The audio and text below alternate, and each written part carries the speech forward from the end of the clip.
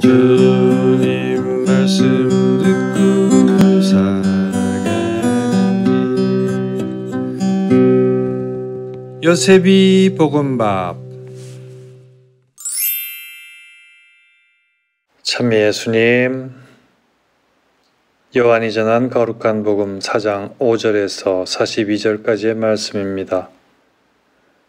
그때에 예수님께서는 야곱이 자기 아들 요셉에게 준 땅에서 가까운 사카르라는 사마리아의 한 고을에 이르셨다. 그곳에는 야곱의 우물이 있었다.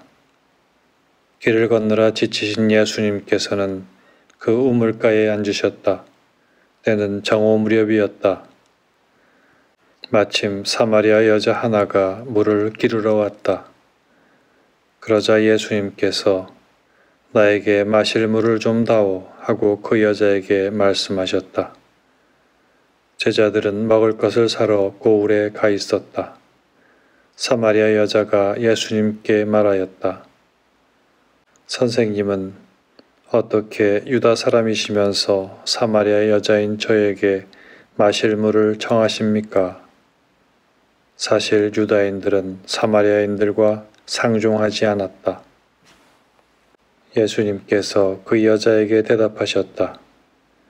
네가 하느님의 선물을 알고 또 나에게 마실 물을 좀 다오 하고 너에게 말하는 이가 누구인지 알았더라면 오히려 네가 그에게 청하고 그는 너에게 생수를 주었을 것이다.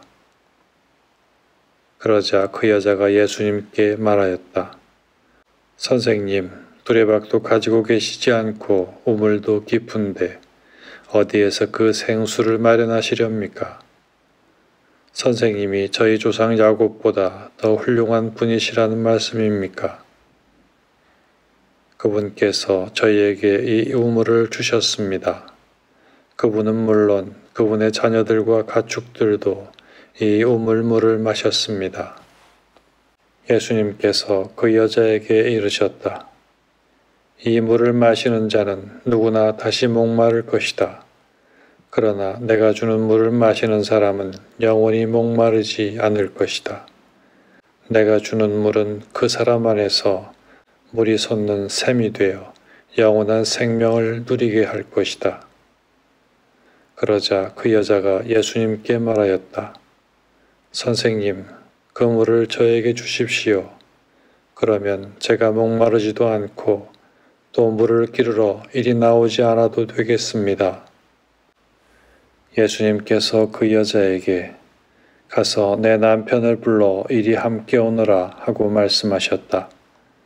그 여자가 저는 남편이 없습니다 하고 대답하자 예수님께서 말씀하셨다. 저는 남편이 없습니다 한 것은 맞는 말이다. 너는 남편이 5이나 있었지만 지금 함께 사는 남자도 남편이 아니니 너는 바른 대로 말하였다.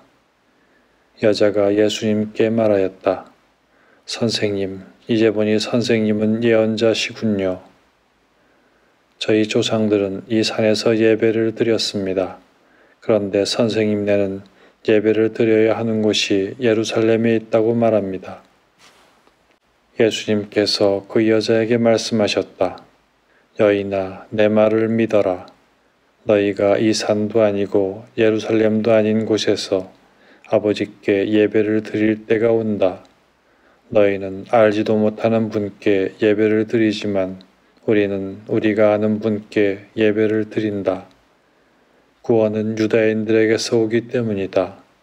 그러나 진실한 예배자들이 영과 진리 안에서 아버지께 예배를 드릴 때가 온다. 지금이 바로 그때다. 사실 아버지께서는 이렇게 예배를 드리는 이들을 찾으신다. 하나님은 영이시다. 그러므로 그분께 예배를 드리는 이는 영과 진리 안에서 예배를 드려야 한다. 그러므로 그분께 예배를 드리는 이는 영과 진리 안에서 예배를 드려야 한다. 그 여자가 예수님께 저는 그리스도라고도 하는 메시아께서 오신다는 것을 압니다. 그분께서 오시면 우리에게 모든 것을 알려주시겠지요 하였다. 그러자 예수님께서 그 여자에게 말씀하셨다. 너와 말하고 있는 내가 바로 그 사람이다.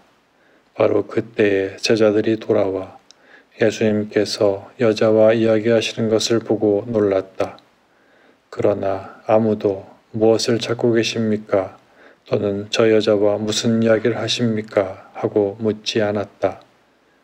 그 여자는 물동이를 버려두고 고을로 가서 사람들에게 말하였다. 제가 한 일을 모두 알아맞힌 사람이 있습니다. 와서 보십시오. 그분이 그리스도가 아니실까요? 그리하여 그들이 고을에서 나와 예수님께 모여왔다. 그러는 동안 제자들은 예수님께 스승님 잡수십시오 하고 권하였다. 그러나 예수님께서 나에게는 너희가 모르는 먹을 양식이 있다 하시자 제자들은 서로 누가 스승님께 잡수실 것을 갖다 드리기라도 하였단 말인가 하고 말하였다. 예수님께서 다시 그들에게 말씀하셨다. 내 양식은 나를 보내신 분의 뜻을 실천하고 그분의 일을 완수하는 것이다. 너희는 아직도 넉 달이 지나야 수확때가 온다 하고 말하지 않았느냐. 자, 내가 너희에게 말한다. 눈을 들어 저 밭들을 보아라. 곡식이 다 익어 수확때가 되었다. 이미 수확하는 이가 싹스를 받고 영원한 생명에 들어갈 알곡을 거두어 드리고 있다. 그리하여 씨 뿌리는 이도 수확하는 이와 함께 기뻐하게 되었다. 과연 씨 뿌리는 이가 다르고 수확하는 이가 다르다는 말이 옳다. 나는 너희가 애쓰지 않은 것을 수확하라고 너희를 보냈다. 사실 수고는 다른 이들이 하였는데 너희가 그 수고의 열매를 거두는 것이다. 그 고을에 사는 많은 사마리아인들이 예수님을 믿게 되었다. 그 여자가 저분은 제가 한 일을 모두 알아맞혔습니다 하고 증언하는 말을 하였기 때문이다. 이 사마리아인들이 예수님께 와서 자기들과 함께 머무르시기를 청하자 그분께서는 거기에서 이틀을 머무르셨다. 그리하여 더 많은 사람이 그분의 말씀을 듣고 믿게 되었다. 그들이 그 여자에게 말하였다. 우리가 믿는 것은 이제 당신이 한 말 때문이 아니요. 우리가 직접 듣고 이분께서 참으로 세상의 구원자이심을 알게 되었소.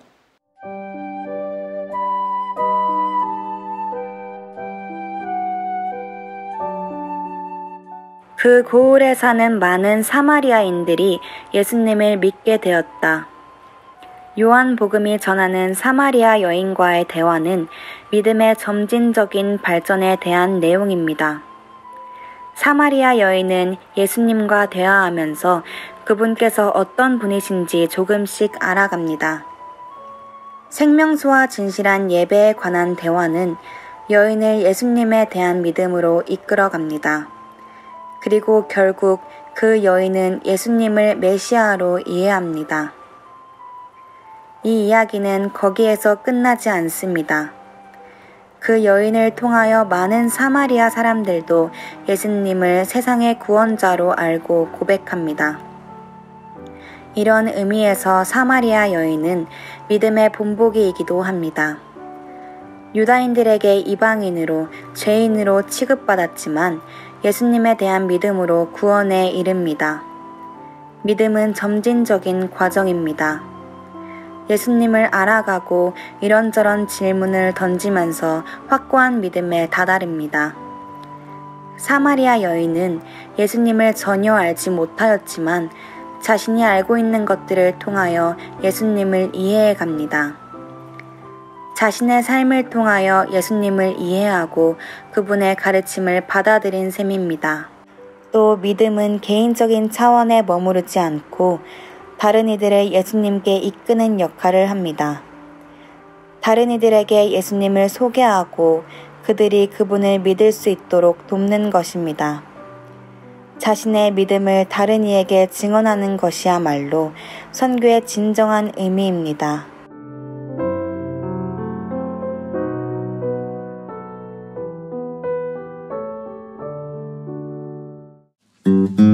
주님 말씀 듣고 살아가니